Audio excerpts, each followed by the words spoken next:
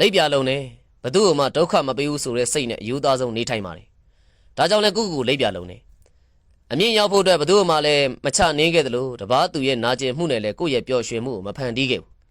ကိုစားမဲ့ထမင်းလုပ်ထဲမှာသူတစ်ပါးရဲ့မျက်ရည်စက်တွေမပဘူးဆိုရင်ကိုကလုံပီတာတယ်မလားမလာကျင်တဲ့သူတွေကိုဘဝတွေကိုအတင်းမခေါ်ခဲ့တယ်လို့မနေကျင်တဲ့သူတွေကိုလည်းမတော်ပါနဲ့လို့တကူတကဆွဲမထားဘူးတကယ်တော့တယောက်တည်းနေရလို့ထီးကြံနေဆိုတာထက်နှစ်ယောက်ရှိရင်အစင်မပြေတာတွေဖြစ်တာလည်းပို့ပြီးနာကျင်ရတယ်မလားအလိညာတွေခံခဲ့ရဘူးတဲ့အသုံးချတွေခံခဲ့ရဘူးတဲ့အထင်မြင်တွေလွဲတာခံခဲ့ရဘူးတဲ့စေတနာတွေစော်ကားခံရဘူးတဲ့မခံမြဲနိုင်လို့တစ်ခါတလေပောက်ကွဲတဲ့ခါကျမခံစားဘူးတဲ့လူတချို့ကပြောတယ်ဘာမဟုတ်တာလေးနဲ့တဲ့ဟုတ်ပါတယ်ဘာမဟုတ်တာလေးတွေပါပဲဘာမဟုတ်တာလေးတွေတကယ်ဟုတ်လာတဲ့ခါမှာတစ်ခါတလေကိုယ်ကပါပြက်ခဲ့ရတယ်တစ်ခါတလေဝေဒနာတွေဖြစ်ခဲ့ရတယ်အတွေ့အကြုံကသင်ပေးခဲ့တဲ့သင်ခန်းစာတွေကြောင့်လည်းကိုနားလည်ခဲ့ပါပြီအပြုံးလှလှလေးတွေကိုလည်းမတက်မတ်တော့သလိုစကားချိုချိုလေးတွေကိုလည်းမယုံတတ်တော့မျက်နှာချင်းဆိုင်အန်ရီတွေထက်နောက်ကျောကဓားတွေကိုပိုသတိထားတယ်